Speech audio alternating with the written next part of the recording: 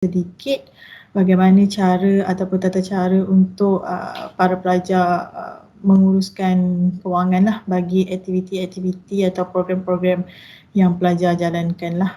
Okey. Jadi saya sharekan sedikit mengenai unit kewangan pelajar. Kita kat sini bertempat di Aras 7. Bangunan pengurusan akademik lah. Saya rasa mungkin ada pelajar yang selalu datang ke sini kan sekiranya ada masalah ataupun yang berkaitan dengan kewangan-kewangan pelajar lah. Kita kat sini menguruskan aktiviti dan kewangan pelajar khususnya bagi pelajar yang mempunyai persatuan ataupun daripada fakulti ataupun college lah yang membuat aktiviti dan program untuk memohon dana ataupun peruntukan lah bagi menjalankan program-program tersebut. Okay. Selain daripada itu juga kita mempunyai unit tajaan. Okay, unit tajaan ni dia menguruskan kewangan-kewangan pelajar yang mempunyai tajaan lah, maksudnya yang selalunya khususnya berkaitan yuran lah. Pelajar-pelajar ni mempunyai penaja-penaja dan kita menuntut yuran tersebut dengan penaja-penaja pelajar lah. Okey. Bagi yang khususnya hari ini kebanyakannya mengenai aktiviti atau kewangan pelajar lah, iaitu under unit saya lah. Kita menguruskan yuran pelajar, maksudnya kadar-kadar yuran pelajar dan kita juga menjana yuran-yuran pelajar. Okey, kita juga menguruskan penerimaan lah, yang mana pelajar membuat bayaran yuran. Ini saya rasa kebanyakan pelajar tahulah dia ada beberapa cara untuk bayar yuran dan nanti saya akan explainkan jugalah antara sedikit berkenaan pembayaran yuran tu. Okey, dan satu lagi kita menguruskan peruntukan ataupun pembayaran bagi dana untuk program ataupun aktiviti-aktiviti yang pelajar jalankan, sama ada di dalam UKM, di luar UKM ataupun di luar negara lah. Okey. Jadi untuk tak garis ni. Saya dah terangkan, ke bawah lagi satu. Ini siapa? Saudara Nasrullah tolong. Alright. Okey, dekat page ni saya explain sedikit lah fungsi unit kewangan pelajar macam tadi. Saya dah ceritakan di bawah unit kewangan pelajar terdapat 2 unit. Okey, kita kat sini menguruskan kewangan pelajar ni, termasuk tadi saya sebut aktiviti pelajar, yuran pelajar. Okey, bagi aktiviti pelajar tu pelajar sedia maklum yang mereka boleh memohon pendahuluan bagi aktiviti-aktiviti ataupun program yang dijalankan dan juga bayaran balik lah, bayaran balik seperti claim kepada belanja-belanja program ataupun aktiviti-aktiviti yang pelajar jalankan. Okey, kat sini kita menerima bayaran, kita ada kaunter di unit kewangan pelajar. Walau bagaimanapun bayaran yang kita terima dekat kaunter adalah cashless lah dan kita hanya menerima buat masa sekarang ni credit card. Kita tak menggunakan, kita tak menerima bayaran melalui debit card ya. Sebab kita nak jaminkan bayaran tu memang masuk terus lah. Sebab kalau menggunakan credit card ni dia ada bank punya kontrol lah kat situ. Bank akan ada maksudnya credit card bayaran tu adalah daripada bank dahulu, bukan menggunakan duit pelajar direct lah.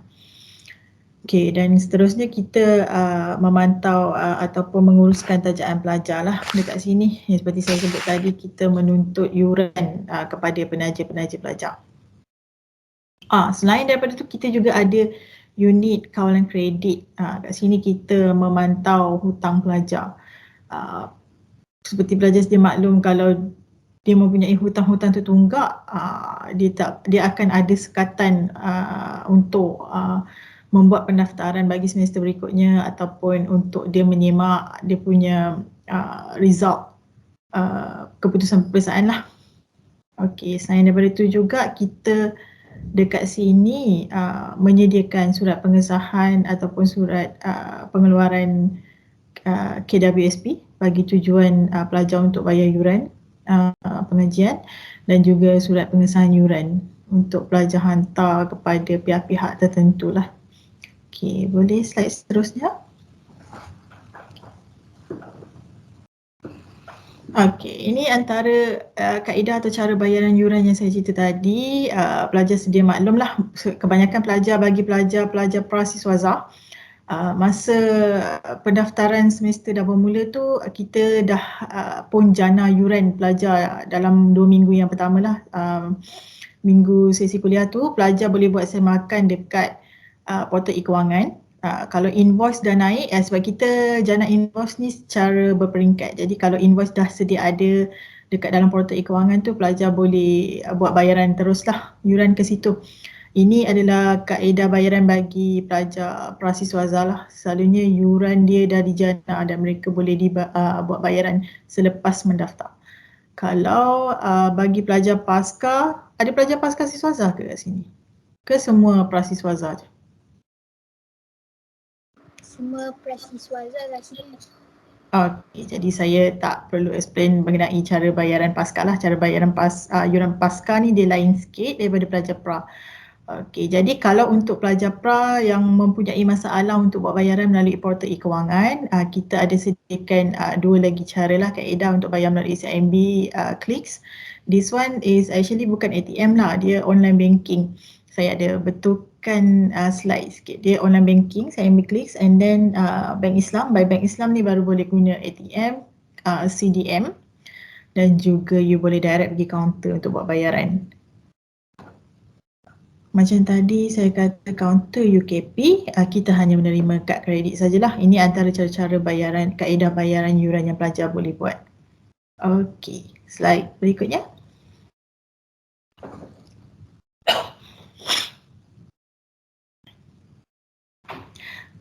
Ini antara apa yang kemudahan yang kita sediakan dalam portal e-kewangan. Kalau pelajar tak tahulah you all maksudnya kerapan untuk pelajar buka portal tersebut lah. Saya tak pasti, tapi kalau dekat dalam portal e-kewangan ni sebenarnya kita dah meliputi semua transaksi yang pelajar buat lah. Kat situ you all boleh cari receipt you all pernah bayar. Kat situ juga kita ada maklumkan sebarang lebihan bayaran yang pelajar buat, dan juga melalui invoice tersebut kita bagi tahu bayaran ini datang daripada manalah, antaranya daripada receipt yang pelajar bayar ataupun lebihan-lebihan yang pelajar ada dalam akaun lah. Dan kita juga kat situ ada tab baru. Sebelum ni pelajar perlu bayar, kebanyakannya antaranya adalah macam bayaran kehilangan kad metrik macam tu, ataupun denda trafik dan perpustakaan tu. You all kena buat bayaran melalui CIMB Clicks ataupun Bank Islam. Tapi kat sini kita dah tambah satu lagi function, iaitu bayaran tanpa invoice lah. Kat bawah tu kan bayaran tanpa invoice. So bayaran tanpa invoice ni tab baru yang ada dalam portal e-kewangan. Pelajar boleh gunakan untuk buat bayaran denda-denda ni lah, mengikut kategori-kategori bayaran. Nanti kalau ada masa lebih, pelajar mungkin boleh semak dekat situ bayaran apa yang ada. Antaranya kalau you all diberhentikan dan nak memohon rayuan untuk sambung pengajian, kat situ pun ada. Dia ada beberapa kategori lah. Dia antaranya urusan convocation, bayaran denda akademik, trafik dan sebagainya lah. Kalau bayaran dengan invoice, ini adalah meliputi yuran pendaftaran, yuran pengajian dan yuran perkhidmatan serta yuran penginapan. Ini antara bayaran yang you all boleh buat yang kita dah jana dulu invoice tu. Maksudnya kita dah upload invoice and then you all boleh direct bayar kat situ. Yang bayaran tanpa invoice ni, which mean you bayar, you masukkan amount. Tapi pelajar perlu sedia maklum lah berapa amount denda tu. Kat situ you all boleh masuk sendiri berapa you all nak bayar, mengikut kategori dia lah. Okey, bawah. Ini saya rasa pelajar sedia maklum lah. Ini yang dekat mana you all nak buat semakan bagi invoice tersebut. Okey, bawah lagi pun tak apa. Yang tadi. Ini antara ini antara tab yang ada lah dekat dalam portal e-kewangan. Yang tadi ada hijau-hijau tu, ada itu tab-tab dekat bawah portal e-kewangan. Mungkin pelajar dah sedia maklum kot. Kita selalu tengok transaksi bayaran kat situ mungkin. Dekat sini. Dia sebenarnya kat sini semua maklumat dah ada. Mungkin cara kita membaca proses ataupun transaksi tu berbeza lah. Kalau macam resit tu bayaran yang telah pelajar lakukan melalui portal kewangan. Itu adalah resit berapa yang you all bayar, berapa kita resitkan lah. Kalau macam lebihan terimaan tu, bawah tu kalau you scroll down, you akan nampak berapa baki ataupun kita kata balance lah yang mungkin you all ada access payment ataupun kita buat pulangan semula kepada pelajar.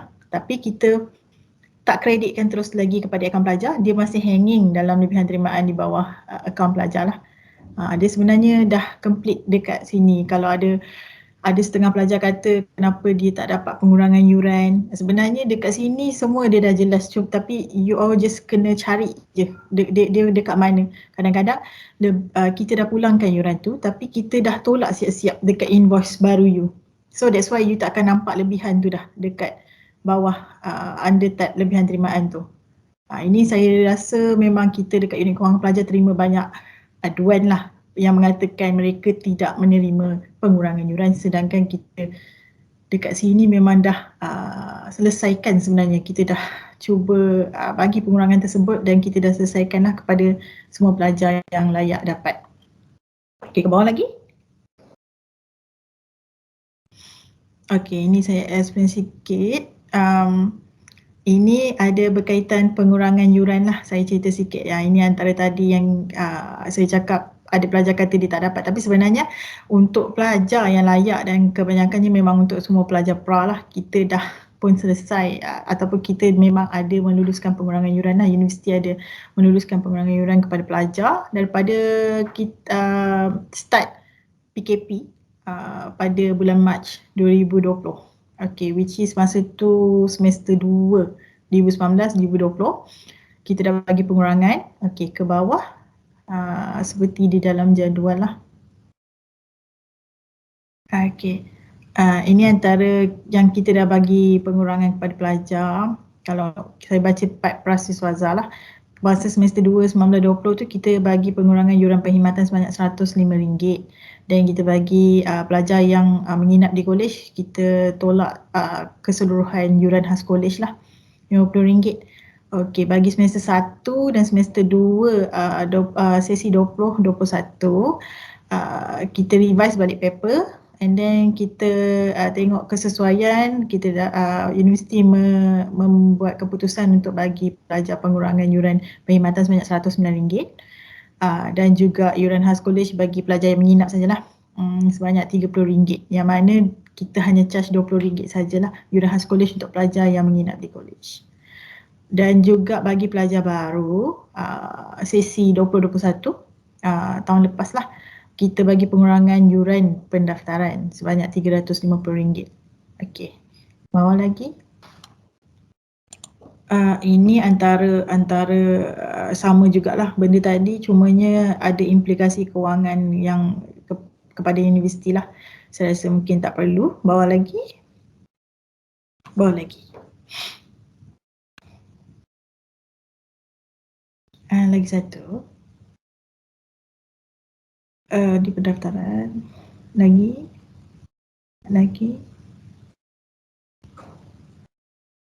Okey, sekarang kita masuk kepada proses lah untuk aktiviti pelajar ataupun program yang pelajar selalu buat lah dekat dalam. Assalamualaikum Puan. Waalaikumsalam. Celah. Okey, boleh? Saya nak tanya tentang pengurangan yuran untuk SEM ni, betul ke yang 25% ke 20%? Is it true? 20. Oh, okey. Yang telah dimaklumkan oleh Kementerian Pengajian Tinggi dia?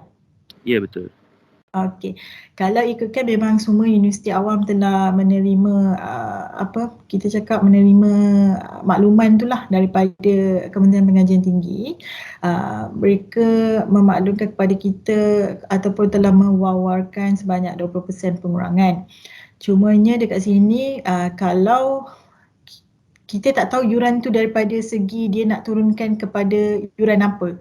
Sebab maksudnya kami di sini di Jabatan Bendahari ataupun universiti masih menunggu Kementerian Pengajian Tinggi inform kepada kita pengurangan sebanyak 20% tu jatuh kepada yuran yang mana. Sebab kalau yuran perkhidmatan yang seperti yang sebelum-sebelum ni kita pernah beri kepada pelajar, pengurangan, yuran tu kalau kita buat mengikut percentage, sebenarnya kita dah bagi 32% pengurangan daripada yuran perkhidmatan lah. Jadi sekarang ni kita tengah tunggu maklum balas daripada KPT mengatakan yang 20% ni datang daripada pengurangan yuran mana. Sekiranya kita dah terima maklum balas tersebut, kita akan berikan pengurangan yuran lah mengikut jenis yuran apa yang KPT minta kita bagi pengurangan kepada pelajar. Tapi memang makluman 20% tu universiti semua dah sedia maklum lah. Memang kita dah maklum ada pengurangan. Cumanya kita nak tahu khas ataupun khusus untuk yuran, jenis yuran yang mana. Baik, faham. Terima kasih. Okey, sama. Jadi ada soalan lain ke? Sebelum saya beralih kepada aktiviti pelajar ataupun program pelajar ni.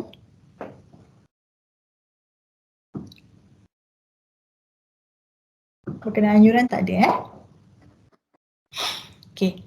Jadi saya teruskan kepada proses ataupun kewangan bagi pelajar untuk mengadakan program dan aktiviti di UKM Okey, kalau pelajar sedia maklum, sebelum menjalankan sesuatu program atau aktiviti, mereka perlu berhubung dengan hal ehwal pelajar untuk mendapatkan kelulusan lah.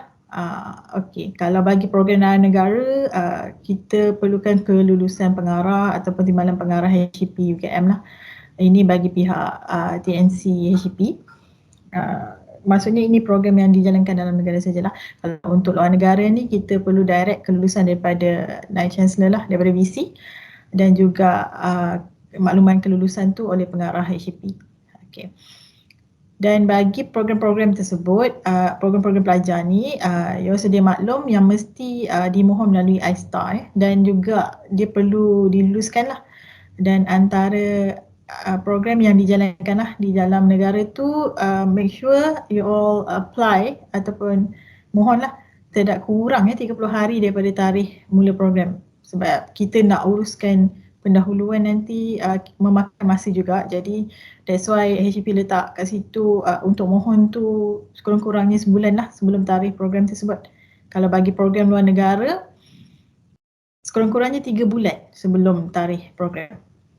Jadi untuk you all nak proses sebarang kegunaan ataupun peruntukan kewangan, ada masa lah untuk you all manage kat situ sebelum program tersebut berlangsung.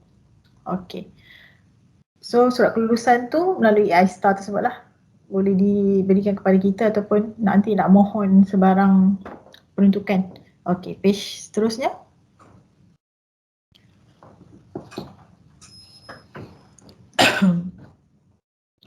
Okay, ini antara sumber pendapatan lah yang boleh pelajar dapatkan untuk menjalankan sesuatu aktiviti. Okey, kalau antaranya nombor satu ni adalah derma atau sumbangan luar lah. Yang ini juga adalah proses bagi pelajar untuk memohon sumbangan luar. Okey, yang first adalah proses dia adalah kebenaran perlu dapatkan kebenaran kutip derma ni daripada Naib Chancellor. This one rasanya boleh direct dengan HCP tahu cara-cara dia sebab nanti untuk memohon dana luar ni kena minta dekat Naib Chancellor untuk dapat kelulusan, baru you all boleh ke proses seterusnya untuk surat sokongan pengecualian cukai. Yang ini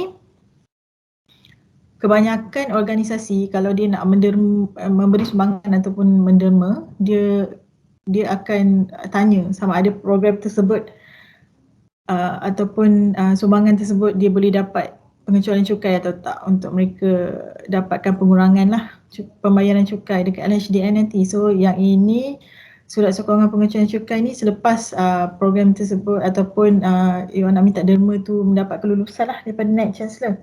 Okay, mohon surat sokongan pengecualian cukai ni pun melalui HCP juga. Boleh tanya lanjut.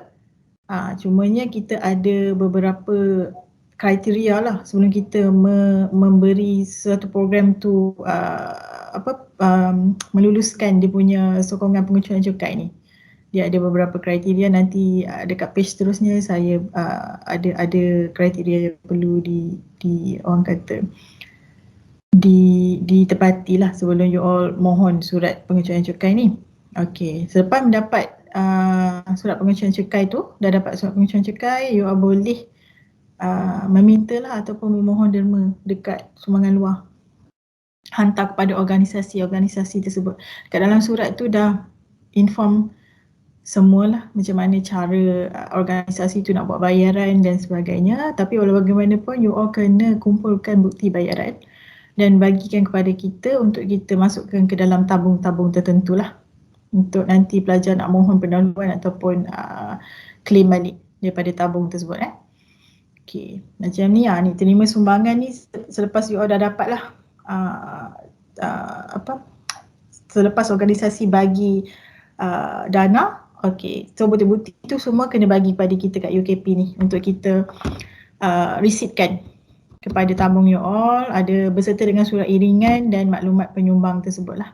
Okay, alright.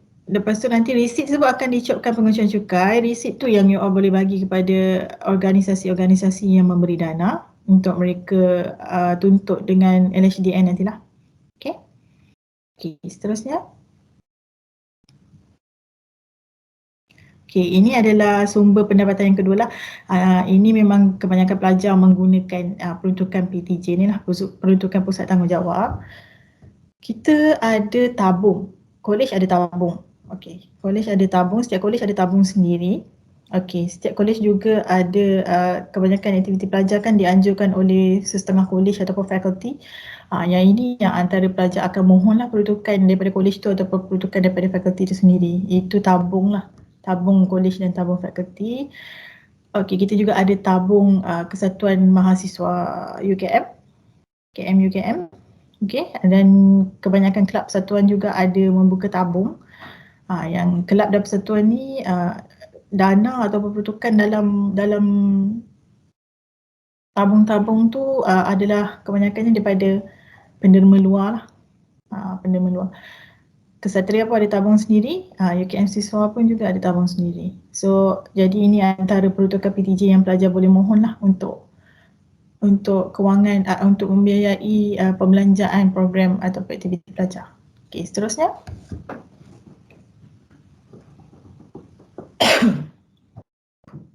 Ini antara pengecualian cukai yang tadi saya kata perlu memenuhi kriteria ini menurut Seksyen 446 lah, ini Akta Cukai Pendapatan.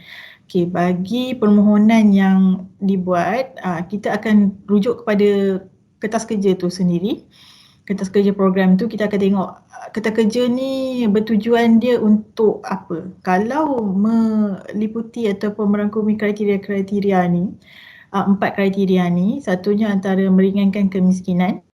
Okey, yang keduanya untuk kemajuan pendidikan, ketiga untuk kemajuan keagamaan dan juga adakah program tersebut memberi manfaat kepada masyarakat. Jadi dia mestilah orang kata merangkumi ke semua aspek-aspek ni untuk sesuatu program tu mendapat surat pengecualian cukai lah, sokongan pengecualian cukai. Okey. Sebab tu kita tak simply boleh bagi kepada pelajar untuk mohon dana kepada orang luar. Sebab orang luar ataupun organisasi luar dia kebanyakannya nak pengecualian cukai ni. So make sure program-program yang dijalankan tu ataupun masa you all nak minta surat sokongan pengecualian cukai merangkumi keempat-empat aspek ni lah. Okey, seterusnya.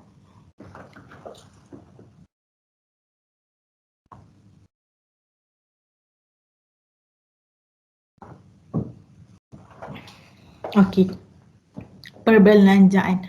Okey, ini yang sebenarnya kita nak fokus kat sini lah bagi kebanyakan pelajar ataupun persatuan. Okey, 3 kaedah yang boleh digunakan untuk pelajar membuat perbelanjaan bagi aktiviti atau program pelajar. Yang pertamanya adalah pendahuluan. Keduanya adalah bayaran balik ataupun you all claim balik kepada kita. Okey. Yang ketiga ni adalah melalui pesanan rasmi. Okey. Terusnya.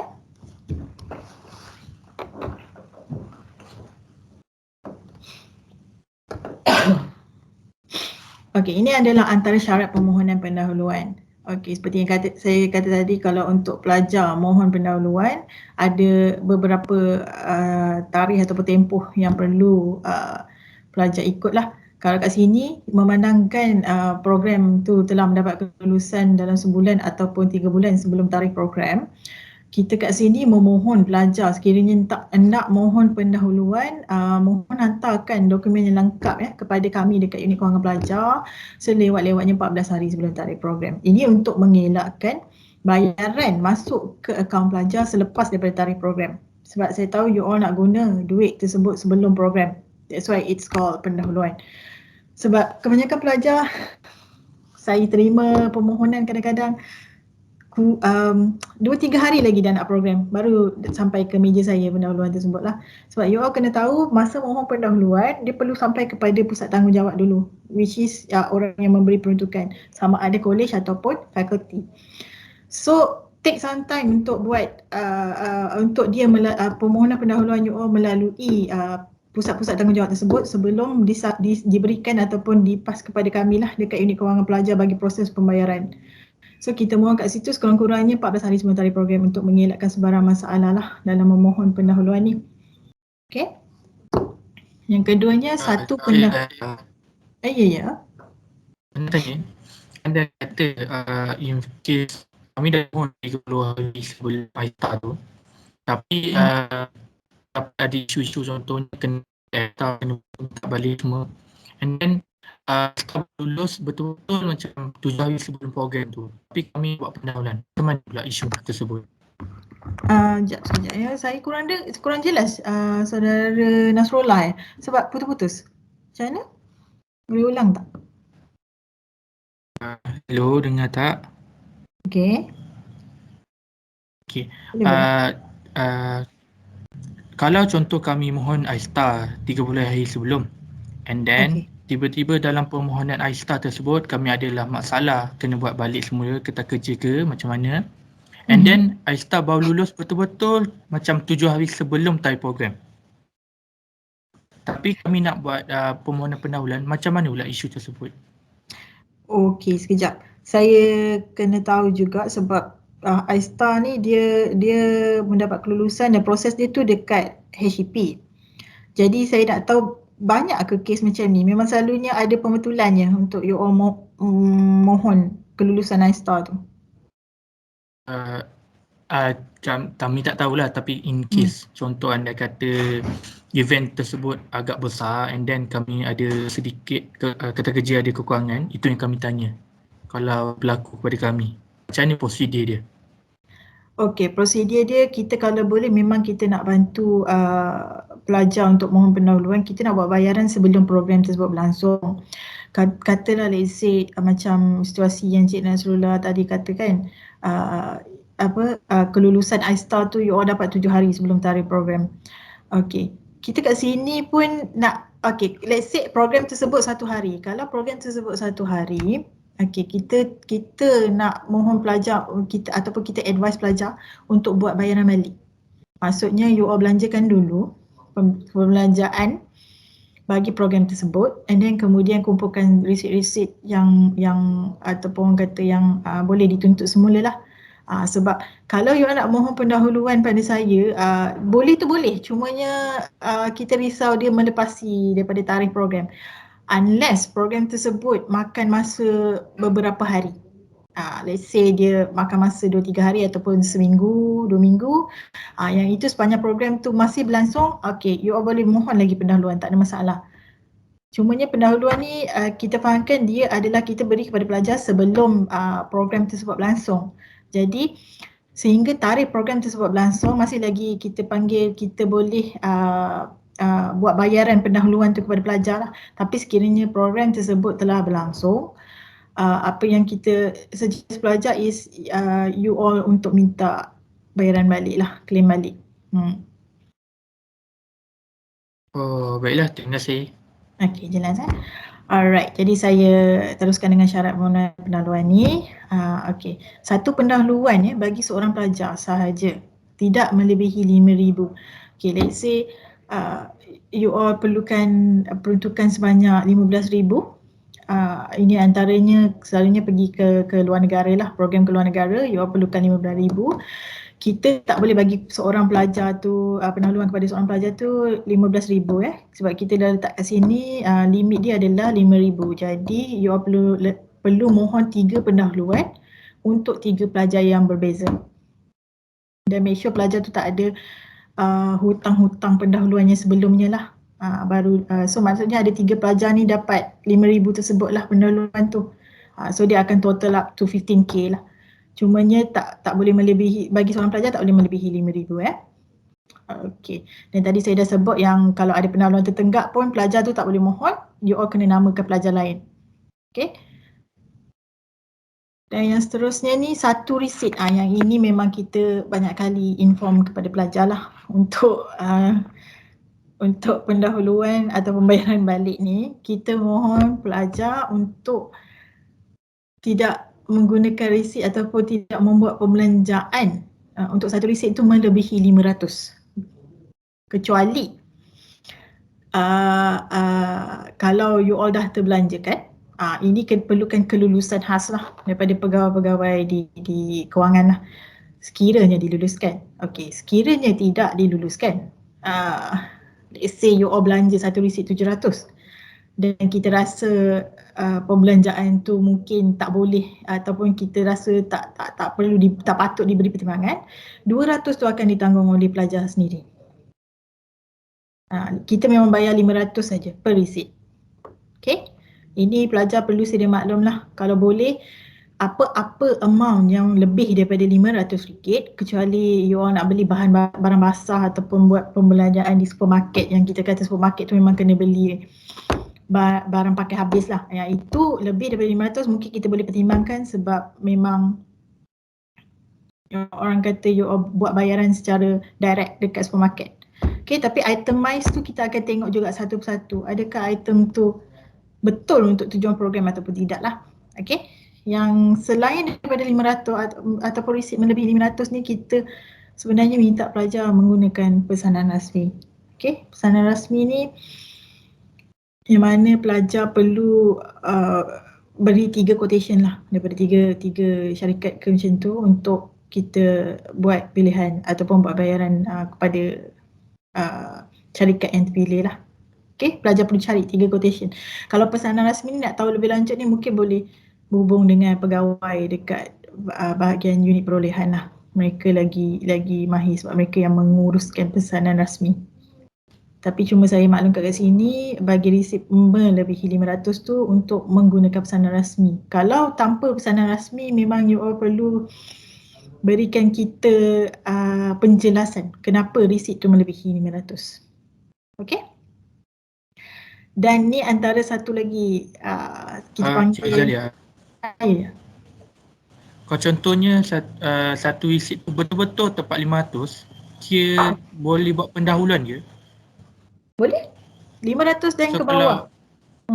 Maksudnya kalau RM501 tak boleh lah?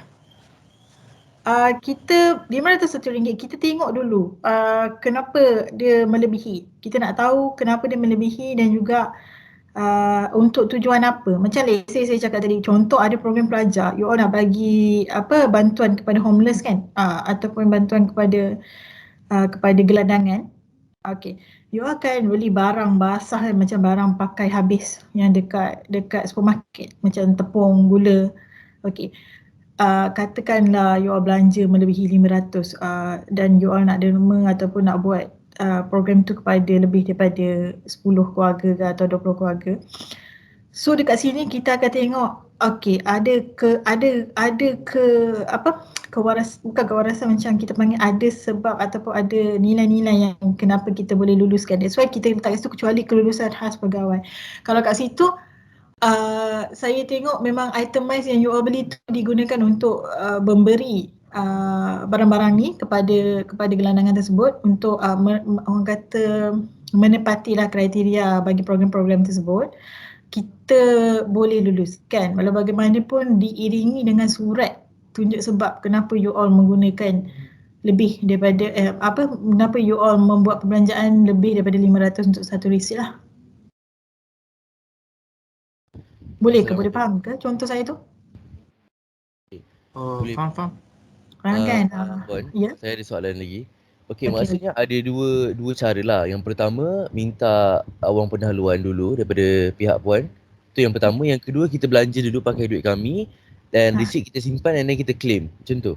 Betul. Itu adalah kita panggil claim lah, bayaran balik. Tapi dia punya proses ataupun kita panggil syarat dia tu untuk you all minta claim tu pun lebih kurang pendahuluan. Ini antara yang saya explain macam satu resit tak boleh 500 ni pun terpakai untuk bayaran balik. Dia bukan kalau you all nak minta claim, boleh dah satu resit lebih 500, tak ya. Syarat dia tu lebih kurang sama je dengan pendahuluan untuk you all buat bayaran balik. Sebab kita akan semak resit-resit tu dan item-item yang dibelanjakan tersebut. Okey, faham. Okey, untuk contoh pendahuluan, tidak boleh melebihi 5,000. Tapi kalau 4,000 pun still kena ada apa orang kata? Kena ada tunjuk sebab ataupun reason all the stuff yang kita orang nak belilah macam tu. Okey, sebenarnya kalau you all pernah tengok borang pendahuluan kan, dia ada macam itemized yang you kena senaraikan. Maksudnya apa barang yang you nak pakai lah. Maksudnya itemized, lepas tu amount dekat sebelah dia. Okey, ini baru nak mohon pendahuluan lah. Okey, dekat itemized tu sebenarnya you all kena bagi tahu satu, let's say you all nak guna untuk publicity. Okey, publicity. Okey, second is you all nak guna untuk hamper. Okey, dekat sebelah amount tu kena bagi tahu berapa you nak pakai. The maximum for one item is actually 500. Meaning for one receipt is 100. Is 500. For one receipt. Saya nak tunjuk contoh sekejap boleh dapatkan ke borang pendahuluan tersebut? Saya rasa dekat online boleh tu. Contoh dekat borang tu. Sekejap saya buka.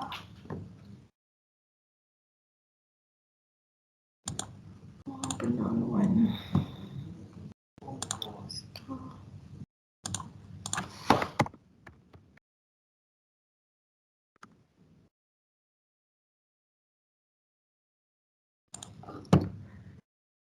Okey, boleh saya share sekejap skrin tak?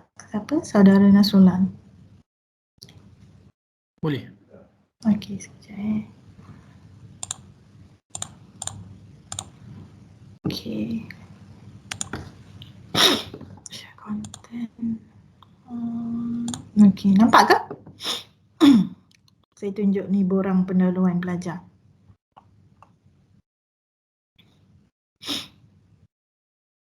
Nampak. Nampak Okey, kat sini dekat dalam borang permohonan ni you all boleh nyatakan dekat sini lah yang ini antara maklumat pelajar yang akan dapat peruntukan tersebut lah.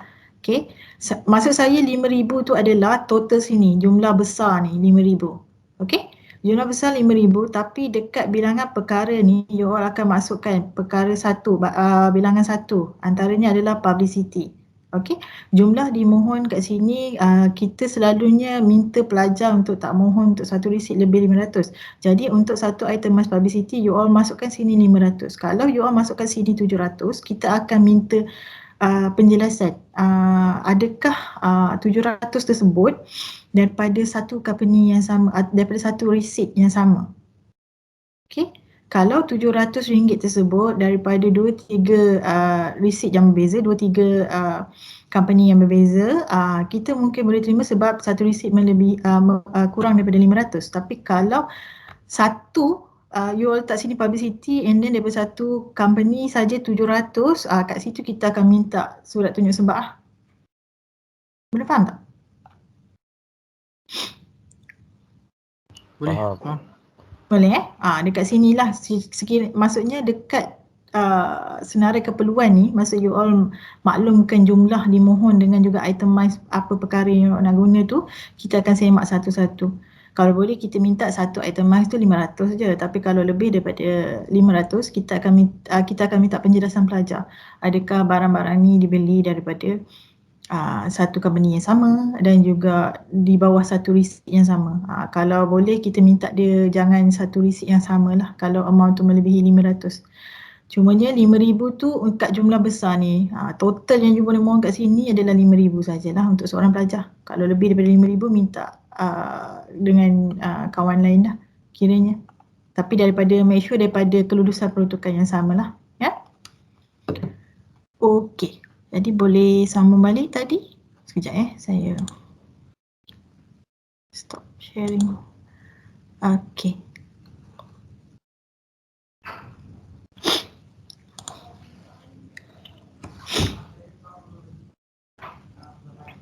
Alright.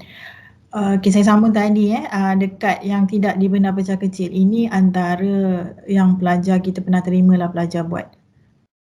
Maksudnya kita panggil ni sebenarnya kita panggil pemalsuan dokumen ni sebenarnya. Kalau kita ini adalah termasuk dalam kesalahan atau kesilapan lah daripada segi kewangan. Okey. Tak dibenar pecah kecil ni maksudnya kat situ kita dah sertakan dengan contoh beli t-shirt 1,000 lah harga t-shirt tu. Tapi you minta vendor tersebut buat 2 receipt. Satu receipt 500 and then receipt kedua pun 500. Okey, yang ini kita dah tangkap banyak lah. Sebenarnya pelajar tu faham yang nak mohon tu kena tak boleh lebih 500 satu receipt. So dia buat macam ni. Dia beli receipt tu sebenarnya 1,000 daripada company yang sama, tarikh yang sama. Waktu yang lebih kurang. Cumanya dia minta 2 receipt. Okey, yang ini memang tak dibenar ya kalau kita tangkap 500 tersebut ditanggung sendiri oleh pelajar. Ini memang dah banyak kes lah sebenarnya sebelum ni. Pecah kecil ni kita minta pelajar tahulah, maklum lah tak boleh ya. Kita tengok, kita even tengok vendor tu punya nama sekali ya. Nak tanya sikit. Boleh? Ya. Contohnya kalau macam kita nak bayar penceramah tapi kita buat 2 receipt sebab kita buat program collab macam FCAP dengan FPI. Jadi boleh buat 2 receipt ke tak boleh? Ke kena satu receipt juga? Okey. You buat collab program. Peruntukan tu, peruntukan saya nak tahu peruntukan tu daripada peruntukan yang sama ataupun berbeza. Let's say you buat antara fakulti. Okey, you boleh minta antara 2 fakulti punya peruntukan kan? Daripada dua fakulti punya tabung.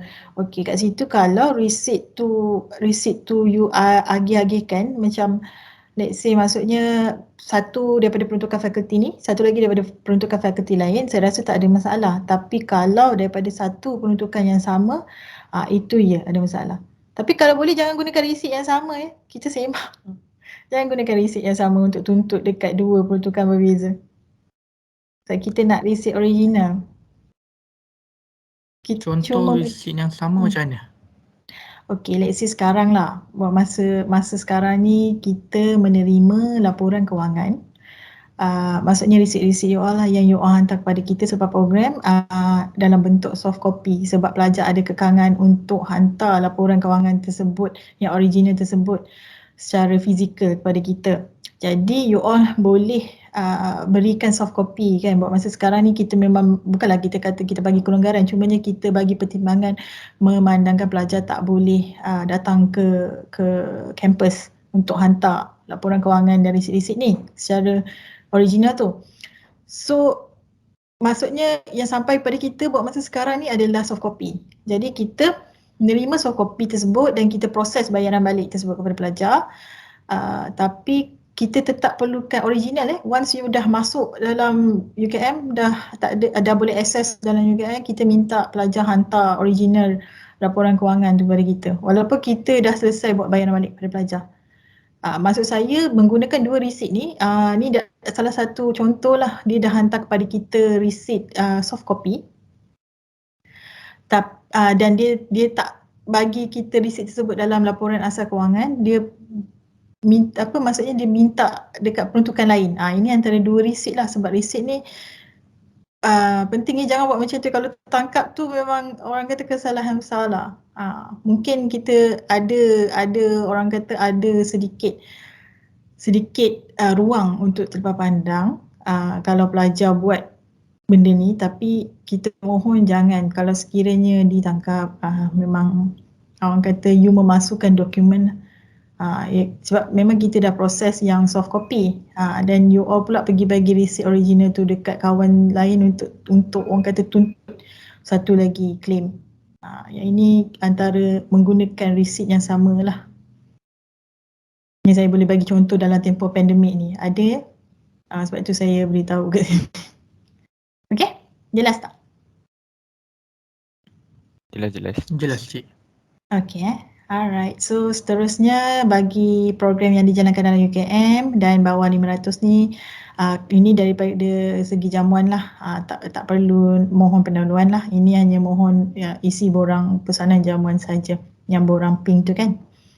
Okay. Dan seterusnya kita galakkan pelajar mengambil penceramah dalam kalangan kaki tangan UKM lah, ataupun warga-warga UKM lah, pelajar sendiri pun boleh lah kalau dia layak untuk memberi taklimat ataupun ceramah lah.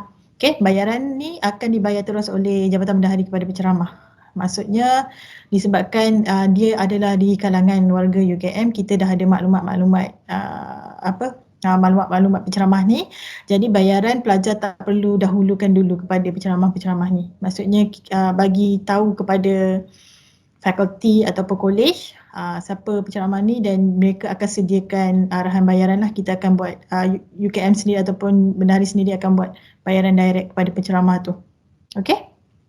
Cik Zalia. Ya saya. Regarding tentang penceramah ni, anda kata if kami ada event dan kami minta penceramah dari luar, bukan kaki tangan UKM, kami boleh guna pendahuluan ke?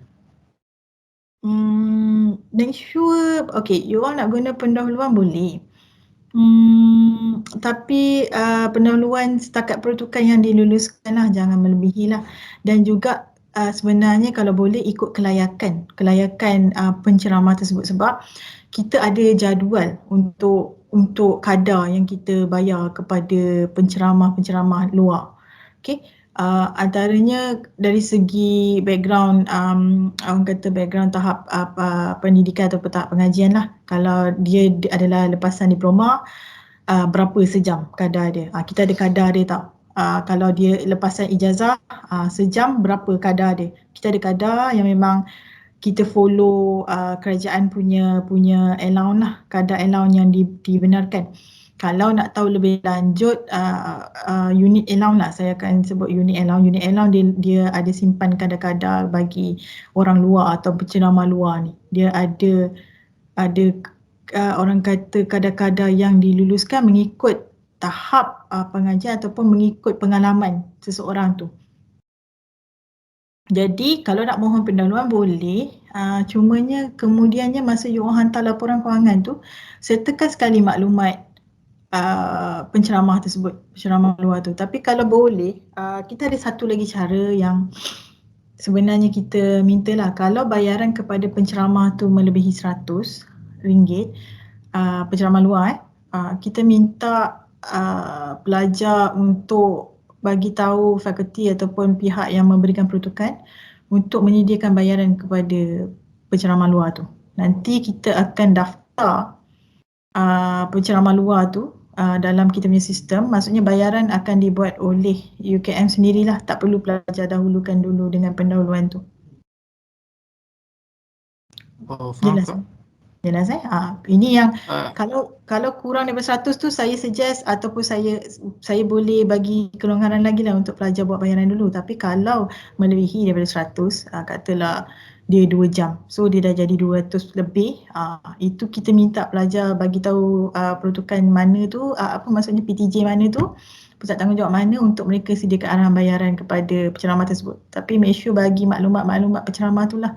Nanti arahan bayaran dibuat oleh PTJ akan bagi kepada bendahari, kita direct bayar kepada penceramah tersebut. Boleh? Itu dah untuk yang penceramah tu memang dalam iStar terus kan? Yang mana? Maklumat tentang penceramah dalam iStar ada kan, tak silap saya, untuk maklumat penceramah. Setengah saya tengok ada yang dia letak saja penceramah, tapi dia tak bagi tahu lagi siapa nama penceramah tu dalam kertas kerja. Ini antara kertas kerja yang sampai pada saya lah, saya tak nampak. Ada je kertas kerja yang masih belum ada nama penceramah. Tapi kalau dalam iStar tu, saya tak pasti you all boleh update selepas lulus kertas kerja atau tak. Boleh update lagi ke maklumat iStar? Rasanya tak boleh, tapi kami ada, kita orang boleh buat turun borang biodata penceramah dan adalah boleh lengkapkan dalam tu. Dia sekali dekat tempat yang macam borang permohonan dana, dekat sikit situ. Jadi mungkin bendahari terima yang borang biodata penceramah tu kot. Betul. Sebab you all akan isi borang tu nanti masa kita nak buat bayaran. So dekat situ baru kita tengok tahap kelayakan penceramah tersebut semualah sebelum kita lepaskan kadar yang mengikut yang you all bagi. Katalah you all kata, oh saya nak bagi penceramah ni 500. Dia sebab dia datang. Okey. Tapi dekat biodata tu nanti kita akan tengok juga dia menghampiri ataupun melengkapi tak kriteria sebanyak 500 yang you all nak bayar tu. Let's say dia pelajar lepasan ijazah kadar dia 120 sejam. So kalau 2 jam 240. Tapi you all bagi dia 500. Selebihnya you all kena bayar tu. Maksudnya selebihnya itu daripada duit you all sendiri. Kita bayar ikut kelayakan saja ya. So memang boleh mohon lagi, maksudnya you all boleh update ataupun hantar kita maklumat penceramah tu lah selepas daripada selepas daripada program, dan juga kadang-kadang dekat kertas kerja tu memang tak ada maklumat pun lagi. Kita tak, maksudnya kat pendahuluan ni pun you all belum tahu lagi siapa nak jemput. Kadang-kadang last minute you all tukar penceramah, betul tak? Oh, okey, faham. Maksudnya macam ni Puan, saya ni balik Maksudnya kalau bawah 100, kami boleh pakai duit kami dulu and then claim balik. Kalau lebih 100, I mean like pihak Puan yang akan direct kepada penceramah macam tu. Ya, kalau boleh sebenarnya saya galakkan memang guna bendahari yang bayar direct. Cumanya setiap kali you all jemput penceramah tapi nak bayar kurang daripada 100, kita nak kena register di dalam sistem semua tu. Pada saya itu agak, maksudnya you nak bayar dia sekali je tapi kita nak register dia tu makan masa semua. So saya cadang dekat situ kita kalau boleh kita galakkan bayar menggunakan secara UKM direct lah. Tapi kalau kurang daripada 100 tu saya itu yang katakan dia sebenarnya ikut budi bicara pegawai tu. Kalau dia rasa dia prefer bayar secara direct daripada UKM, you all nak tak nak walaupun bawah RM150 pun you all nak bayar, tetap kena buat kena memohon lah, maksudnya kena daftarkan ceramah luar tersebut lah dalam sistem kita. Dia sebenarnya ikut kepada budi bicara ni lah budi bicara. Kalau pada saya bawah 100 nak kena register and then ada 10 orang buat penceramah tu, pada saya tak orang kata tak ni lah, saya tak berapa setuju lah. Itu mungkin mungkin pelajar boleh dahulukan dulu ya. Okey, lagi satu soalan. Contoh sorry Jad Anas. Contoh soalan saya adalah, contoh penceramah kami ada Profesor Datuk. Okay, dan kami tak tahu dia punya tahap allowance or what not. So, adakah kami yang perlu memberi satu exact amount ataupun pihak bendahari sendiri yang akan bayar mengikut dia punya tahap? Ke macam mana? Okay, soalan ni bagus sebab saya ada pernah nampak juga. Okay, kalau let's say you all dah janji ataupun you all dah cakap dengan penceramah kan, nak bayar dia Profesor Doktor Okay, you all nak bayar dia 500. Profesor Datuk. Profesor Datuk. Okay, maaf. Profesor Datuk, you all nak bayar dia 500 untuk dia punya ni lah, taklimat dia sesi dia tu kan. Okay, tapi kelayakan dia sebenarnya lebih daripada 500 tu. Okay, kat sini masa nak buat bayaran, kita terima arahan bayaran tu. Okay, you all kata 500 nak bayar, kita akan bayar dia 500. Kurang tak apa, lebih tu yang problem. Kurang kita akan bayar. Okay, kurang maksudnya kalau kurang daripada kadar yang dia layak tu, katalah you all dah sendiri dah cakap, mesti dah deal dah dengan penceramah kan, 500 nak bayar dia pun setuju. Okay, kita akan bayar 500. Okay, tapi kalau dia lebih daripada kadar yang layak tu yang kita pantau lebih lah. Kalau dia dalam range ataupun kurang daripada tu, kita akan bayar ikut apa yang you all dah cakap dengan dia lah. Contohnya yang baru ni saya dapat program siapa Najwa Latif kot, dia bayar kepada Najwa Latif. Yang Najwa Latif ni tak salah saya dia master, dia ada education master, tapi berapa jam dia punya tu, yang itu sepatutnya dia dibayar lebih, tapi disebabkan saya tak tahu perjanjian pelajar dengan penceramah macam mana, dia janji bayar dalam 500 kot tak salah saya. Jadi kita bayar je kadar tu. Walaupun sepatutnya dia boleh dapat lebih, ikut punya kelayakan sebab dia master, tapi kita bayar je kadar tu juga. Yang ini kurang kita tak ada masalah, kita akan proses je. Tapi kalau lebih tu yang kita pantau lebih Baik Puan, thank you. Okay, sama. Alright. Puan, Ya. so contoh masalah ni kan, Ah. kalau nak selesaikan dengan cepat, kita buat pesanan rasmi boleh ke? Maksudnya you nak bayar kepada penceramah? Okay. Tak, maksudnya pesanan rasmi kan, maksud pesanan rasmi ialah you can bendahari bayar sendiri atau bendahari bayar sendiri ke direct person tu. Dia So bayar. kami tak minta pendahuluan, kami buat pesanan rasmi untuk memudahkan semua kerja. Boleh ke? Okey, dia sebenarnya pesanan rasmi ni you all perlu sediakan quotation. So maksudnya you all ada 3 penceramah yang you all nak orang kata nak melalui pesanan rasmi. Ini maksudnya sebelum program lah, you all dah ada 3 orang ni. Lepas tu nak bayar. Jadi dia tak perlu melalui pesanan rasmi sebenarnya kalau nak bayar kepada penceramah. You all pilih je satu penceramah. Lepas tu katalah kadar dia tu melebihi 500. Okey, ataupun sebenarnya apa-apa kadar kepada penceramah luar yang melebihi daripada 100 yang saya cakap tadi tu memang kena berdaftar dengan UKM. Jadi kita akan daftarkan penceramah ni dalam sistem kita dan kita akan buat bayaran kepada dia. Yang mana maksud saya kat sini tak perlu melalui pesanan rasmi. Just penceramah tu, maklumat penceramah tu you all bagi kepada, katalah you all guna protokol fakulti dapat kelulusan. Okey, you all bagi pada fakulti maklumat penceramah ni, fakulti akan sediakan arahan bayaran dan kita akan registerkan penceramah luar ni dalam sistem and then bayaran direct buat pada penceramah tu lah, tak perlu pesanan rasmi. Ini kita panggil bayaran melalui bendahari sajalah kepada penceramah direct. Pesanan rasmi ni kebanyakannya dia untuk barang. Dia untuk barang yang you all kena bagi kita 3 quotation dan kita pilih antara tiga vendor ni. Yang mana yang kita rasa lagi mendapati kriteria untuk kita pilih lah. Kalau penceramah ni pada saya tak perlu, just bagi maklumat penceramah saja.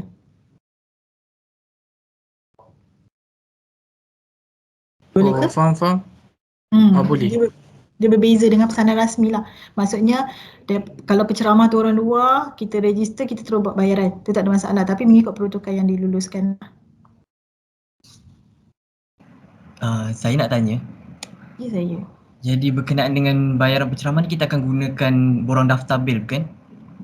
Borang daftar bil maksudnya nak mendaftar dia sebagai yang orang UKM untuk UKM bayar sendiri terus kepada penceramah. Jadi soalan saya ada tak time frame tu, sebab untuk program yang saya pernah buat sebelum ni ambil masa hampir 2 bulan. Jadi kita pun kena faham lah sebab mereka orang luar. Jadi mereka mungkin tak tahu proses dan prosedur pembayaran ni. Jadi dia macam banyak keep on nak update dekat saya. Saya pun tak pasti bila time frame tu. Dan akhirnya saya cakap masih diproses dan dia ambil masa 2 bulan untuk bayaran beberapa ratus. Jadi mungkin pihak mendahari boleh cerahkan sedikit kot berkenaan berapa lama yang diambil untuk register orang luar dalam borang daftar bil tu dan seterusnya bila bayaran tu akan dibuat. Sebab kalau pada saya lah 2 bulan tu macam agak lama. Itu satu. Yang kedua berkaitan dengan kadar, bendahari akan, sebab macam yang sebelum ni lah, bendahari minta orang kata macam bukti. Contoh macam kelulusan dia diploma, minta bukti borang macam saya tak tahu transkrip diploma rasanya. Jadi benda tu pun kadang-kadang penceramah kata macam diorang pertikaikan, persoalkan kenapa nak kena minta benda ni. Jadi mungkin ada jawapan yang kami boleh berikan supaya lebih jelas lah. Terima kasih. Okey. Yang untuk soalan kedua lah, saya jawab dulu tadi soalan kedua tu. Sebab allowance tu kita memerlukan sijil lah, kita panggil sijil ni. Tapi tak really lah saya rasa kita minta transkrip tu. Sebab dekat borang you all tu dia dah nyatakan dia ni maksudnya penceramah tu kelayakan dia apa. Jadi berdasarkan borang tu sebenarnya kita dah sedia maklum dia adalah lepasan apa ataupun dia mempunyai tahap apalah. Kat situ saya so far saya dapat borang penceramah, borang tu saja. Saya jarang dapat sekali dengan transkrip penceramah lah. Saya tak pernah nampak pula. Tak pasti sebelum ni atau pegawai sebelum ni ada minta ke kan. Tu saya tak pasti. Tapi sekadar borang tu saya rasa dah meliputi semua maklumat. So kat situ kalau let's say penceramah luar tanya, cakap je lah ataupun boleh beritahu lah, maklumkan kepada dia yang Sebenarnya kita memerlukan ni ataupun unit bayaran memerlukan maklumat ni kerana kita ada kadar-kadar kelayakan kadar-kadar mengikut tahap pengajian. Boleh je explain dekat dia saya rasa. Sebab memang vendor luar tak tahu, tapi kita boleh beritahu dia lah, maklumkan kat dia kenapa kita memerlukan dokumen tu. Bukannya saja-saja kita nak simpan, cumanya kita nak bagi proses bayaran, melancarkan proses bayaran kepada dia lah. Okey, itu kepada soalan yang kedua tadilah. Yang pertama tadi berkenaan apa? Sorry, saya dah Berkenaan tempoh masa nak register orang luar dalam UKM tu dan sampai bayaran tu dilakukan, sampai ada invoice tu.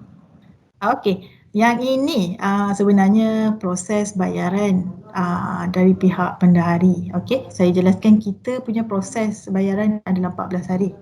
Okey, daripada tarikh kami terima dokumen asal. Maksudnya dokumen tu dah tak ada masalah dah. Okey, untuk kami buat bayaran. So 14 hari daripada tarikh kami terima dokumen lengkap. Kita kita ada orang kata KPI yang kita kejar lah. Yang ini once dokumen tu kita dah terima complete, kita akan cuba selesaikan bayaran dalam masa 14 hari. Okey, apa yang menyebabkan 2 bulan tu saya rasa mungkin ada orang kata pemulangan semula dokumen. Maksudnya ada maklumat yang tidak lengkap ataupun sebagainya lah. Sebab jarang saya rasa unit bayaran melebihi daripada sebulan ni. Sebab kita ada KPI yang kita kejar untuk bayaran. Yang saya sebut tadi dah 14 hari. So sekiranya dokumen tersebut telah lengkap pada kita sampai kat kita akan proses bayaran tu dalam 14 hari. Okey. Kalau lebih 2 bulan tu pada saya memang ada masalah kepada dokumen lah sebenarnya. That's why dia makan masa.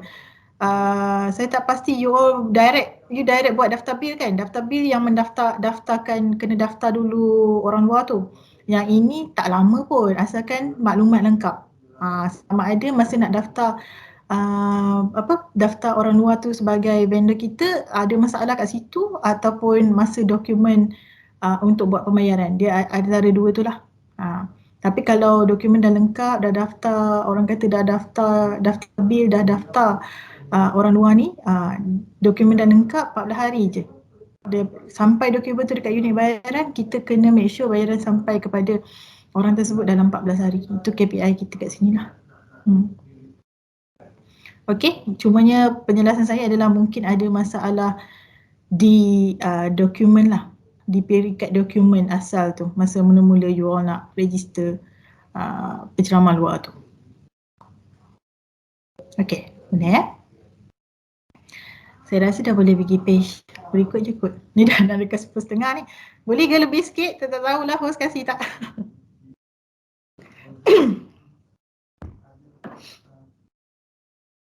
Boleh. Saya kena pergi lagi cepat. Minta maaf, ada soalan last. Okey, sekejap je. Tak. Okey.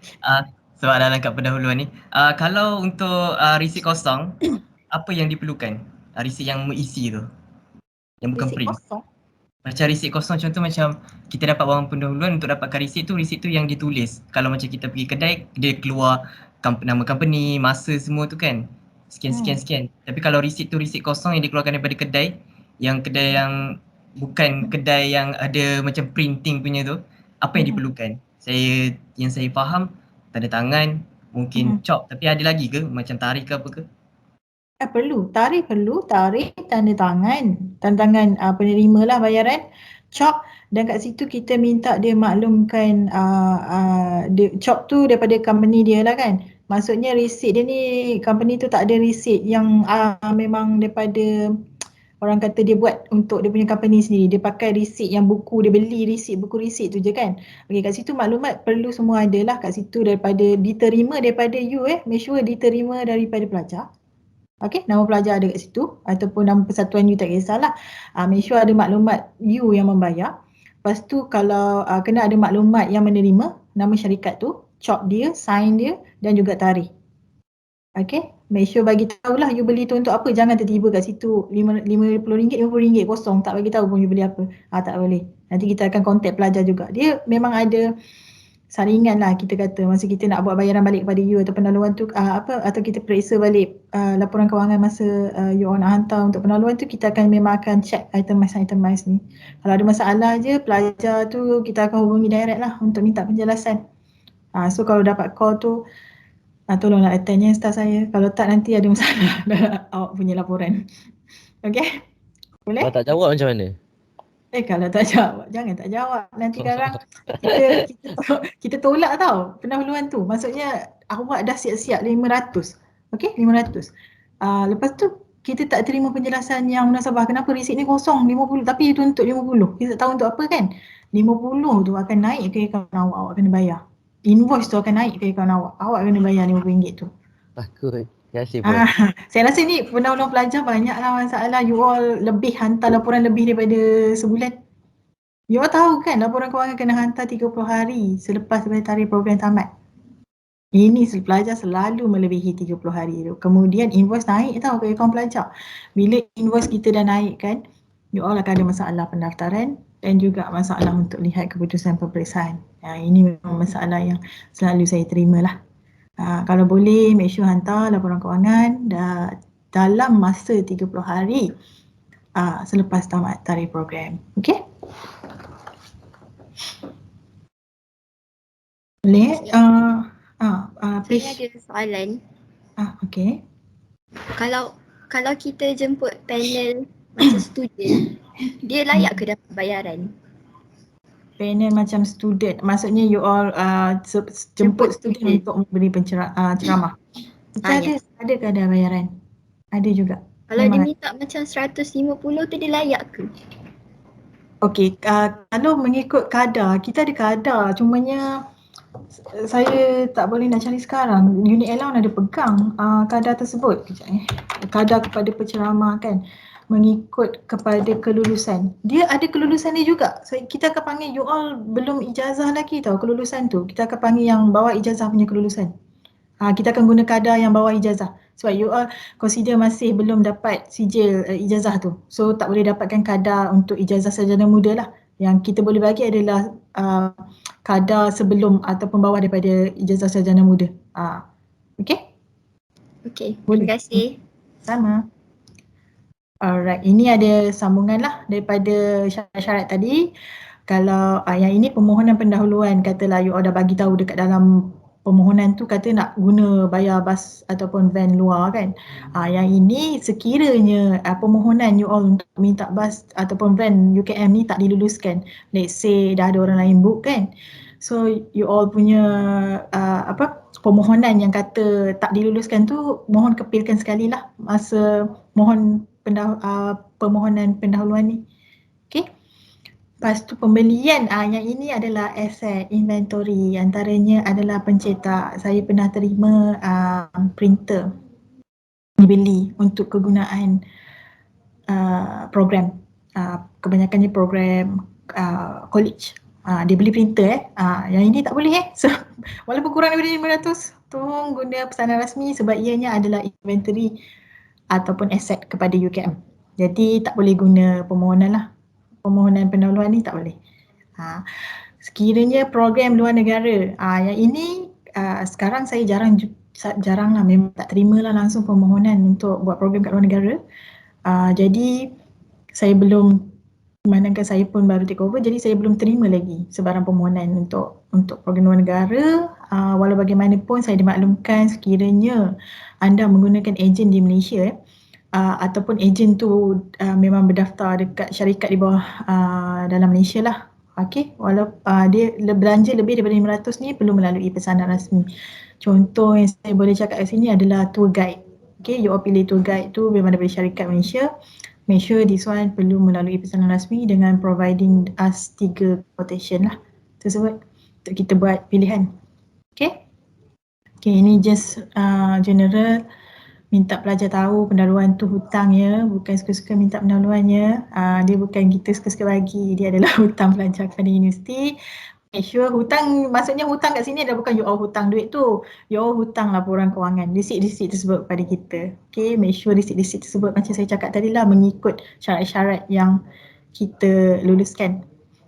Okay, Yang itu pun diluluskan tu perlu dibelanjakan sesuai dengan tujuan you all minta permohonan. Kalau ada lebihan wang pendahuluan, rasanya ini kebanyakan pelajar tahulah. Okey, wang tersebut tu jangan guna untuk tujuan lain tapi bayar balik kepada UKM kalau ada lebihan ya. Okey. Okey, seterusnya.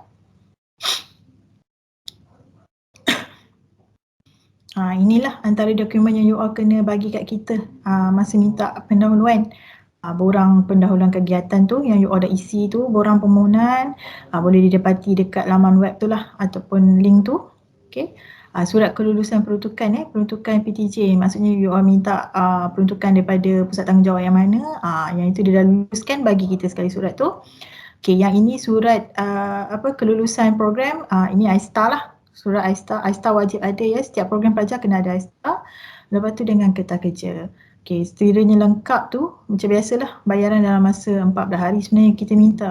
That's why kita perlukan masa kalau boleh untuk buat bayaran tu. Jangan hantar kemohon kat kita lambat sangat, nanti kadang melepasi you all punya tarikh program untuk pendahuluan Kalau untuk bayaran balik tak apa, visit tu 6 bulan dalam tarikh, masih lagi dalam tempoh 6 bulan daripada tarikh visit tu, kita terima lagi lah untuk buat bayaran balik. Pendahuluan je kalau boleh kita mohon cepat sikit untuk you all mohon Okay, seterusnya. Ini selepas program lah pendahuluan. Tadi saya dah cerita laporan kewangan yang you all hutangkan kita tu. Okay, 30 hari selepas tamat program, make sure hantar kepada kita supaya kita tak naikkan invoice sebenarnya. Invoice ni akan menghalang pelajar daripada membuat proses pendaftaran ataupun melihat keputusan peperiksaan Okay, lepas tu kalau yang inilah yang kedua tu, invoice kepada pelajar. Kalau you all minta pendahuluan mula-mula tak ada invoice tau, tapi bila you all dah lambat hantar dekat kita laporan kewangan, lebih daripada 30 hari kita akan naikkan invoice. Ini yang dah menghalang you all daripada buat proses-proses lain lah. Okay.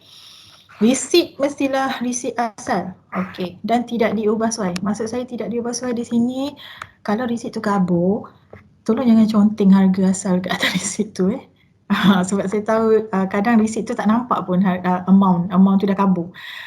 Sebab selalunya you all akan tampal dekat dalam kertas kan, dalam A4. Okey, tolong tulis amount sebenar dekat sebelah. Maksudnya atas A4 lah. Jangan conteng langsung resit. Kita mohon cop, kalau boleh cop pun jangan cop atas resit. Sebab kan perlukan pengesahan daripada katalah kalau minta peruntukan kolej, perlukan pengesahan pengetua kolej. Cop-cop tu pun semua kalau boleh resit jangan ubah soal lah, jangan conteng langsung. Okay, cuma tulis je maklumat kat sekolah tu. Ya saya. Okay, kalau contoh resit tadi, contoh kita bayar yang RM100 untuk pencamar, kita bayar secara online, banking online untuk bayar pencamar tu. So kita kena print resit tu lah. Betul, kena. Make sure ada, saya rasa ada satu, kan kita bila kita buat transfer, dia ada nama, nombor akaun orang yang kita bayar dan juga nama dia. Yang itu maklumat bayaran tu semua kita perlukan lah, maksudnya payment proof kita panggil. Make sure payment proof tu you all boleh print, tapi make sure sertakan sekali dalam laporan kewangan dan disahkan oleh pihak yang ni lah, berwajib lah, pihak yang bertanggungjawab yang memberi peruntukan tu. Okay? Ini termasuk semua barang-barang yang kita beli online. Contoh kita nak beli cenderamata and then kita beli secara Shopee atau Lazada, kami bayar secara online. So resit tu, resit pembayaran kami kena bagi tunjuk ni lah, resit bayar online macam tu. Ya, betul. Sebab kalau Shopee saya terima, cumanya ada satu pelajar hari tu dia hantar laporan kewangan, saya minta pulang balik sebab dia bagi kat saya, dia bagi empat item yang dia bayar dalam satu paper. Tak apa, cumanya dia tak tunjukkan kepada saya payment time. Yang dia bagi kepada saya, selalunya Shopee bila you buat bayaran, dekat situ dia tulis order tau. Order, bawah tu apa maklumat order, total berapa. Okey, yang itu saya tak kira sebagai resit sebab tak ada maklumat bayaran. Kalau ada satu lagi, bila you all dah buat bayaran, saya consider yang itu you all baru pergi order tau, barang tersebut. Belum buat bayaran lagi, saya tak tahulah cash on delivery ke apa. So, tapi ada satu resit yang saya terima, resit Shopee dekat bawah tu, kalau you all selalu buat belanja lah ataupun bayar online direct, bawah tu dia ada bagi tahu payment time dan payment bila you bayar. Make sure itu saya consider resit. Make sure ada maklumat tersebut, maklumat bayaran. Kalau sekadar maklumat order, saya tak terima itu sebagai resit. Ini memang banyak saya terima dah dan saya dah suruh diorang pulangkan untuk minta pelajar bagi bukti bayaran yang barulah yang berserta dengan payment date and payment time. Saya nak tunjuk contoh, saya tak ada laporan kewangan yang saya terima buat masa sekarang. Tapi saya rasa pelajar sudah maklum kot, semua mesti ada Shopee kan? Betul. Betul lah dia. Betul. Alright. Cuma kita minta masa bagi receipt tu make sure bagi tahu bila you all buat bayaran je lah. Sebab kalau sekadar order tu, itu order baru ya. Walaupun dia ada total amount kat situ, itu sekadar order. Kita tak yakin yang betul ke pelajar dah buat bayaran ni. Macam mana kita nak bayar balik pada pelajar kalau you all belum buat bayaran. Okay? Apa lagi? Yang sini receipt hilang, pembelanjaan akan ditanggung. Inilah seperti saya sebut tadi. Ditanggung sendiri kalau receipt hilang ya, ataupun receipt photostat tu sebenarnya kita tak terima receipt photostat kecuali dalam pandemik sekarang lah. Nanti kalau pelajar dah boleh masuk balik kampus, kita dah tak terima soft copy ya. Harap maklum ya. Okay. Yang ini yang bawah tadi lah, receipt tak lengkap kerana tiada cop kedai. Tiada cop kedai. Yang ini pelajar perlu sediakan akuan penerimaan. Ini saya rasa dia ada format-format tertentu. Akuan penerimaan tunai ni boleh minta dekat HCP. HCP ada dia punya format. You all bawa akuan penerimaan tunai ni kepada vendor tersebut. Minta vendor tersebut cop lah. Okay? Saya nak tanya yang berkenaan dengan akuan penerimaan tunai ni boleh tak kita jadikan sebagai option yang pertama? Contohnya memang dia tak ada keluarkan receipt. Saya bagi contoh dulu saya ada orang kata hire juru solid dan saya gunakan akuan penerimaan tunai ni sebab dia memang individu so dia tak ada keluarkan receipt dan benda hari terima je. Jadi sebenarnya memang itu ke? Itu ia dibolehkan ke? Dia masih valid ke? Itu saya nak tahulah. Okey, sebenarnya hari tu masa saya ambil alih lah, saya dengar mereka kata dah tak nak terima akuan penerimaan tunai ni. Maksudnya dah tak valid lah walaupun pelajar bagi. Tapi dia macam saya kata tadi, bergantung kepada berbicara dan juga sebab-sebab yang pelajar provide pada kita. Kalau sekiranya alasan tersebut munasabah, katalah macam you cakap tadi, memang kedai tu tak ada cop langsung. So you all dah awal-awal dah minta dia terima tunai, gunakan akuan penerimaan tunai ni. Okay, saya akan tengok itemize je sebenarnya. Buat masa sekarang ni saya tak boleh cakap 100% tak terima akuan penerimaan tunai ni. Cumanya kalau boleh kita tak nak galakkan dah pelajar gunakan akuan penerimaan tunai ni. Jadi kalau betul-betul ada sebab-sebab yang munasabah seperti beli ayam kat pasar tu tak semestinya kan dia bayar cash direct macam tu je. Yang itu boleh gunalah. Itu kita panggil pun bahan pakai buang tu, bahan pakai habis tu. So yang itu saya terimalah masa sekarang. Boleh. Dia ikut, saya pun tak boleh nak cakap, dia ikut berbicara sebenarnya akuan penerimaan tunai ni. Sebab pegawai lama sebelum ni dia cakap dengan saya, dia tak terima dah. Tapi kalau saya tengok kepada penggunaan dulu akuan penerimaan tunai tu. Kalau munasabah, saya terimalah. Okay, seterusnya. Tadi dah lebih 10.30 ni, tak apa makan masa sikit. Okay, ni bayaran balik lah. Bayaran balik ni tak ada masalah. Dia sama je. Dia punya apa yang diperlukan lah, apa dokumen yang diperlukan, semua sama. Kecuali ada arahan bayaran. Disertakan dengan arahan bayaran ni daripada pusat pemberi peruntukan tu. Let's say you all minta peruntukan dekat college. College perlu sediakan arahan bayaran ni lah yang tadi ada ni sebut tu dalam bentuk daftar bil. Okay. Yang ini maksudnya bayaran balik ni daftar bil ni kepada nama pelajar. Okay.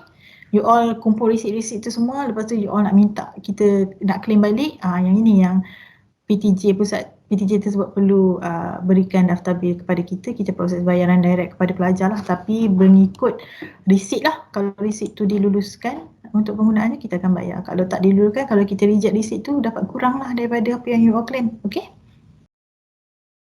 Ini mematuhi syarat-syarat sama seperti pendahuluan yang saya cakap tadi. Receipt sah dalam 6 bulan je ya. Lebih daripada 6 bulan you all tuntut, kita tak buat bayaran dah. Okay. Seterusnya, ini kok yang terakhir ke? Ini tak terpakai lah sebab sekarang kita dah buka balik kaunter. Ini hanya pemakluman yang kita hari tu tak buka kaunter. Pelajar boleh letak sebarang dokumen. Kita ada sediakan kotak dokumen dekat luar kaunter untuk pelajar letak dokumen dalam tu lah. Tapi sekarang kita kaunter dah buka, boleh datang seperti biasalah. Dengan kita nak cakap dengan appointment pun boleh, tapi tanpa appointment pun boleh untuk you all walk in lah. Ikut masa-masa pengurusan ya. Alright, lagi?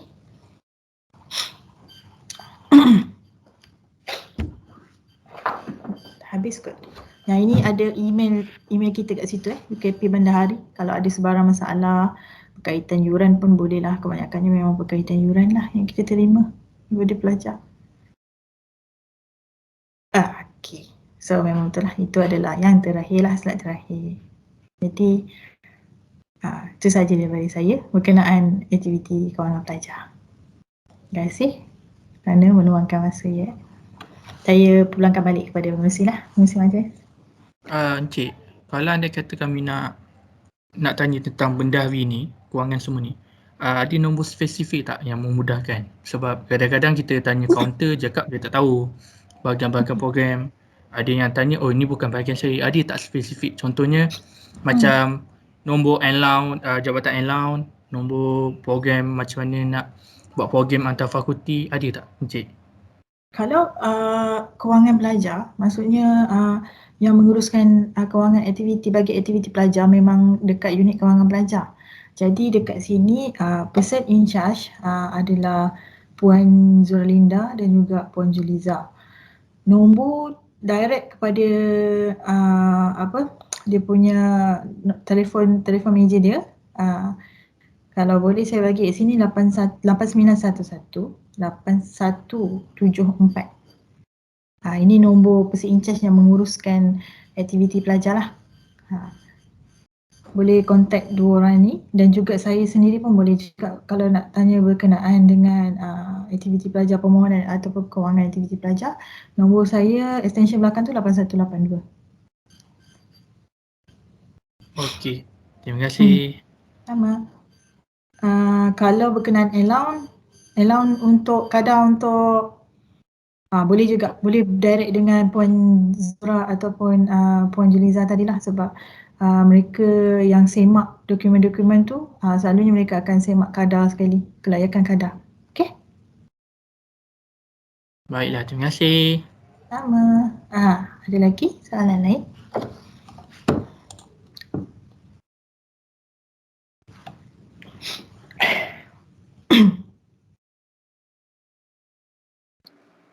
Saya rasa itu saja soalan daripada kami. Sebab tadi pun macam dah banyak dah soalan yang telah ditanyakan.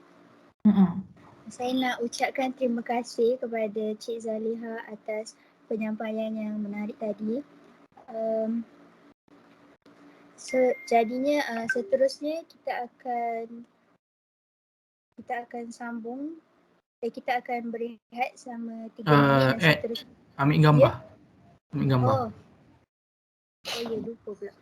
Sorry. Tapi Cik Zalia boleh buka kamera ke? Kejap. Tadi dia okey, macam dah boleh ni. Boleh ke? Nampak? Okey. Okey, Nas cakap 1, 2, 3 tau.